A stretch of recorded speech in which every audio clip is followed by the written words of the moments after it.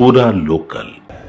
Are కృష్ణయ్యని BJP తొత్తుగా వాడుకుంటారు అని. జగన్మోహన్ రెడ్డి రూపాయి తీసుకోకుండా ఆర్ కృష్ణకి 500 కోట్లు విలువైన ఎంపీ రాజ్యసభ సీట్ ఇస్తే అప్పుడు జగన్ ప్రశంసించాడు. ఇప్పుడు బీజేపీ దగ్గర 1500 కోట్లు డీల్కి ఇప్పుడు తెలంగాణ ఆంధ్రప్రదేశ్ రాష్ట్రంలో ప్యాకేజ్ స్టార్లైన శర్మిల పవన్ కళ్యాణ్ లాగే చిన్నోడు అక్కడ కొత్తోడు వచ్చాడు. వాడి పేరు తీర్మాన్ మల్లన్న. వాడి మీద అనేక రౌడీ సీటు కేసులు ఉన్నాయి.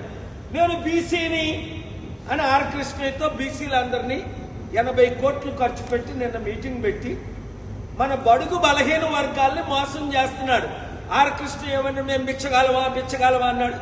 చంద్రబాబుతో భిక్షం అడిగాడు, కేసీఆర్ని భిక్షం అడిగాడు, వైసీపీని భిక్షం అడిగాడు, ఇప్పుడు బీజేపీని భిక్షం అడిగి బీసీలని తాకట్టు పెట్టేశాడు. వాడి శిష్యుడే తీర్మాన్ మల్లన్న. దానికి రుజువే నిన్న తెలంగాణలో మీటింగ్. బీసీలారా మనం అమ్ముడు పోవాలా? 60% ఉన్నోళ్ళవి. నేనున్నాను కదా, ఎవ్వరికి అమ్ముడుపోని చిరంజీవిలాగా అమ్ముడుపోలేదు కాంగ్రెస్కి, పవన్ కళ్యాణ్ లాగా తెలుగుదేశం బీజేపీకి అమ్ముడుపోలేదు.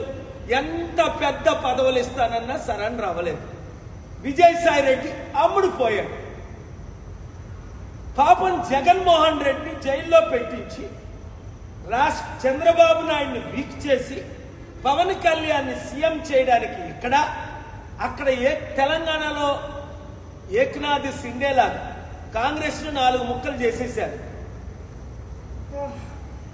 రేవంత్ రెడ్డి ముక్క, జగ్గారెడ్డి ముక్క, పొంగులేటి శ్రీనివాసరెడ్డి ముక్క, బట్టు విక్రమార్క ముక్క. ఈ 4 15 ఎమ్మెల్యేలు ముక్కలు చేసి తెలంగాణలో బీజేపీ గవర్నమెంట్ ఫార్మ్ చేయడానికి ఇప్పుడు కేసీఆర్ కూడా బీజేపీతో చేతులు కలిపాడు. ఇంకా అందరూ ఇలాగ అమ్ముడుపోతే అందుకనే కేసీఆర్ గారికి చెప్పాను, అవసరమైతే నా మద్దతు ఉంటుంది, మీరు బీజేపీలో కలవకండి. కవితని జైల్లో ఉన్నాయండి, ఇంకా 10 మందిని జైల్లో పెట్టేయండి, కేటీఆర్ని జైల్లో పెట్టేయండి. నీతి నిజాయితీ ఉన్నవారు అమ్ముడుపోరు. విజయసాయి రెడ్డి అమ్ముడుపోయాడు, తలకు నొప్పై కూర్చున్నాడు.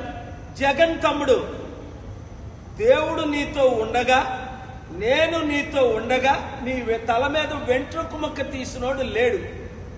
దేవుడిచ్చిన నేనిచ్చిన సలహాల ప్రకారం వెళ్తే జయంబు నిశ్చయంబు రాష్ట్ర ఇబ్బందులు తీస్తాం. ఇక్కడున్న బీజేపీ తొత్తులు అందరినీ చిత్తుగా రాబోయే గ్రామ పంచాయతీ